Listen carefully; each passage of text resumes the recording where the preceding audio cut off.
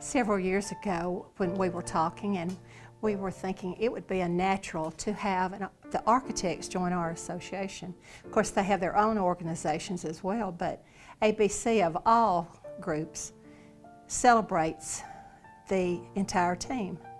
And our Excellence in Construction Awards are based on the team, the owner, the architect, the general contractor, the supplier, and the subcontractors. And we felt like Joe would be a natural. I believe he was the first architectural firm to become a member of ABC. Many of us general contractors know that architects and general contractors don't always see eye to eye. But Joe is one of the most intelligent, flexible, and reasonable architects I've ever had the pleasure to be associated with. Joe has the ability to walk in and to make a client immediately comfortable. He can take their ideas, he can pull out his sketch pad, and in a few minutes he's building their dream. I've seen him walk into a building that was scheduled for demolition, and within 30 minutes he had shared his vision for the architectural concept of the building and had a new project being renovated instead of being torn down. Joe, I just want to congratulate you tonight. It's such a pleasure for me to be on your tape. You have been a friend and a mentor. I'm so honored to have known you and to get to work for you for many more years to come. Well, I started working for Fuqua & Partners 24 years ago. Had intended to leave Huntsville, was going to move to Nashville. I had a common friend, mutual friend, who kind of pointed me toward Fuqua & Partners, and started working. Didn't know where it was going to go, didn't know if I was going to stay, and it became a wonderful place to work, and 24 years later, I'm still here. Personally, the biggest thing about Joe and what has become Fuqua & Partners Architects is his ability and the firm's ability to provide a wonderful place to work. I can honestly say that in 24 years, I've gotten out of bed and I've maybe dreaded a meeting or two, but I've never dreaded coming to work. And that was a big deal for me. And I think Joe was a big part of that. Well, Joe and I used to do a ton of church work together. The market has changed a little bit and we don't do quite as much as we used to. I also I came up working for Joe, directly for Joe. And we used to put many miles behind us, driving the roads between Kentucky and Louisiana and Georgia, and doing those church jobs. And many times we came back in the middle of the night. And so we bonded quite well and have had many discussions. And he's a true friend. And when you work with people, sometimes you don't get the chance to really communicate and talk about what's going on in your life. But with Joe, we've always had that opportunity, and it's been good. It's enriched my life. Joe, the number one thing about Joe is he's always wanted to make the client happy. That's his number one goal. He wants to see a happy client. And in terms of church work, when we show up to dedicate a church, it was a big deal. You want to see everybody excited about the project and what has happened in the direction of their church or their commercial facility. And that was very important to Joe, and it's been a part of how we run the firm. Joe calls me one day and asked me to come over for an interview. And so I came and I interviewed with Bart and Rodney and Tim. Didn't meet Joe. And so we had the interview, had a good interview, and I went home, and a few months go by and I get another call from Joe. And he says, "Hey, are you still interested in a job? You want to come work for us?" And I was like, "Well, yeah, I'm still looking for a job." He's like, "Well, we want you to come work for us." So I was really kind of surprised by that, considering I had never met Joe in person. But we worked out the details, and I came and I moved here and met Joe my very first day. And I've always thought that was sort of typical of Joe's trust in his people, that he didn't necessarily have to interview me or meet me, as long as his other partners at the time interviewed me and met me and trusted that I was the right person for the job. He was okay with that. And I always, and even today, it's still that way. If if you work with Joe for any period of time, you know he's gonna let you take a project and run with it, and he'll give you all the rope that you want to take, but he's always there to back you up. So I think that's pretty typical of Joe's relationships, not just in the firm, but throughout the rest of his relationships. Joe is always interested in trying to find out what the client's expectations are, what they want to accomplish for their project. He never comes to the table with a preconceived idea. He listens to what they have to say and what they want. Now, the fact that he doesn't come to the table with an idea already doesn't mean he doesn't have ideas. He'll listen to what they need, and he probably will come up with something that his client had never even thought about before. And I've seen it happen many times in meetings where there'll be just light bulb come on with a client, and they'll be, that was exactly the idea that we needed. And usually when that happens, things just kind of start happening really fast, snowballing. And I've seen it in meetings where go into a meeting and we don't have any concept of anything, but by the time we're done with the meeting, we've got a building designed, and they figured out how they're going to finance it. They figured out who they're going to get to build it, and so it's people really respond to Joe when he comes up with an idea and he can make an instant connection with a client. It just builds a trust really quickly.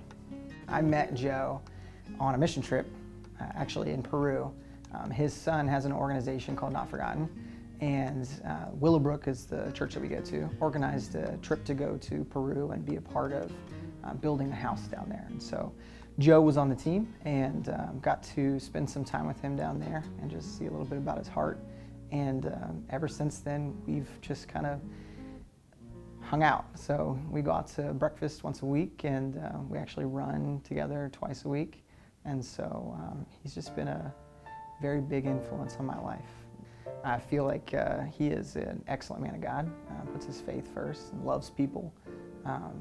He seems to invest in people wherever he is. At least that's what I recognized. And so he just seems to really care, want to do the right thing, and I feel like because of that, he's just this natural leader. His humbleness speaks volumes. Running around Huntsville together, he can tell you who lives everywhere and what additions he's built, and they never come off as, I did this, I did that. It's always me asking about something. And through that, I've come to learn, I'm pretty confident he's built half of Huntsville. But he never mentions that, he never talks about that, he never leans on that. He's very humble, and the more and more I learn about him, the more I'm impressed about all the projects that he's been involved in and kind of his impact in this community. Joe, I have no idea what this award means for you, not being in the architectural industry, but I love your heart, and you deserve whatever award they put you up for, man. I'm very thankful for your impact in my life, the investment in my family, and just kind of how I feel like you are a great leader in your home, and how that's bled into a generational family for God. So thank you very much for your example. Well, we first met Joe at the downtown YMCA when we had a group of men that would go run at noon, and Joe joined us down there. And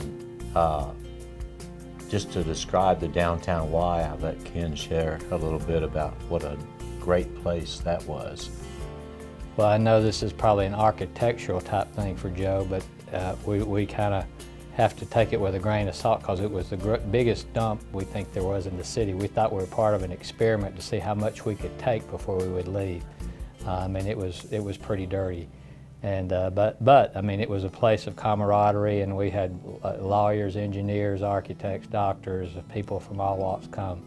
It just, I mean, the rule was we left at lunch to go run, and we waited on nobody, and we usually ran at that time, usually 4 to 6 miles, and come back, shower, go back to work. And if we counted everybody, we probably had somewhere between 20 and 30 people. And so that's where we first got to know Joe. But over the years, I've gotten Joe's helped me on many architectural projects, and so he's helped me professionally, but more than anything, just as a friend. Probably the neatest thing about the Downtown Y was the group of men that came together every day at noon. And as Ken said, we had one rule: we leave it punctually at noon. So if you came late, you just got left. But the neat thing about it is everyone had sort of like a recess in the middle of the day that we got to really get to know one another, because running is really pretty dull except for talking. And so you get to talk. And the group was always real sensitive toward one another. Like if you made an error, they pointed out to you, or if you had the wrong color shoes on, they point that out to you. It was it's like sort of like going back to junior high every day at noon. There's great lessons in humility. But the other rule is, of course, we never got to see Joe's architectural skills during the hour. You had to use it outside, because our rule was, during the lunch hour, you could be an expert in any field that you want but your own. So he could be a great eye doctor, a lawyer, he could be a minister, but he couldn't be an architect during lunch. Now, I can't be an eye doctor during lunch, but I can give great architectural advice. So that was kind of our rule, because it was our getaway from our normal stuff. He really takes real serious his faith and his commitment to Christ and to God, and then his family. And then also he's just a real committed friend as well, and everything. Those are the things. I think his word has meant a lot to us on a serious side, and so I think those are the best traits. I think, and I also think from just learning about him over the last 2.5 decades or so, that we have come to appreciate how good he is in his field and everything. That he's very talented as well. Yeah, and I think he really has a servant's heart. I mean, he likes to serve people. He serves, he's great friends to us, but he's, very dedicated to his churches. I mean, he's on a lot of committees. He does a lot of work that, free work for churches and his church, and really dedicated to his family. And, his mother, as she's aged, he spends a lot of time caring for her. And, he's the #1 grandpa, and but you do have to understand that, being that the ranking is that he's the #1 grandpa among the three of us, and then we have another guy that we include in there. But I'm second, and I don't even have any grandchildren. So if that lets you know how he gets there. Joe is the developer of the grandfather poll, and he's also the judge of it too. Yeah. So he's #1. Ken and I have some couple complaints about Joe over the years, and one of the long-running complaints that we've always had is we've never been invited to their office Christmas party ever. They give these gifts away, We kept saying, man, why could, and he's never invited us. We keep trying to get employed by Joe, but he won't hire us for some reason. We've never been invited, not even as a guest, not even doing anything, and so that's still a big problem to us. But I would just say, Joe, congratulations on this award, and I think you deserve it. I'm glad you're the first architect to be honored in this way by ABC, and I do understand there's a big cash award that comes with it, and so I hope you share that with us. Once again, Joe, we're proud of you. We're glad that you got this award. We expect that we'll absolutely be invited to the Christmas party this year, and we will deny all of these things that we said when we get back to the crowd at the gym. So congratulations. My earliest remembrance of wanting to be an architect was in 2nd grade. We moved to Huntsville, and they were building new houses all around us. This was during the space program build-up, and we would go every Sunday afternoon to open houses, and my parents would say, we like that house, except it didn't have enough bedrooms, or the kitchen was too small. My dad, being a NASA engineer, always had graph papers, and so we would take graph paper, and I would redraft the houses to fit what they wanted to buy. And so that started I guess the journey to become an architect. And my first client was my girlfriend in 2nd grade. At least I said she was my girlfriend. I'm not sure if she ever thought that, because when I presented her the floor plan of the house we were going to build when we got married, she no longer spoke to me. So that was the end of that first rejection, I guess. So I was working for another successful architectural firm here in Huntsville, and I was actually attending a church, and we had, this sounds perhaps old-fashioned now, but we were having one of those revivals. And the preacher talked about stepping out in faith. And I was convinced after the sermon I heard that God was leading me to step out in faith and start my own business.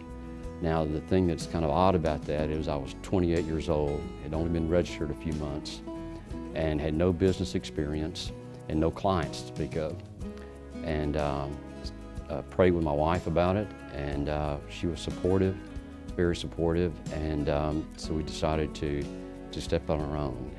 Well, I've always been excited about new buildings, and I guess it goes from those early days, look at those new houses, but the idea of meeting with someone and coming up with a plan and a design that pleases them, and then see it come to fruition is just very invigorating and still gets me excited. I'm 63 years old and been doing this for over 35 years now, and still wake up every morning glad to come to work. It was a total surprise to be named the Lifetime Eagle Award winner. It's something that I really considered a special honor since I'm not a contractor. I know this is a contract organization, but when I first came involved with ABC, gosh, almost 10 years ago now, I learned quickly that I like these guys. I enjoyed being at the meetings, and it was neat to see the other aspects of getting a building built, from the suppliers to of course the engineers, and then all of the contractors and subcontractors. I just found it invigorating to be a part of the organization, so it means a whole lot, and to be honored like this, and it's certainly just very humbling.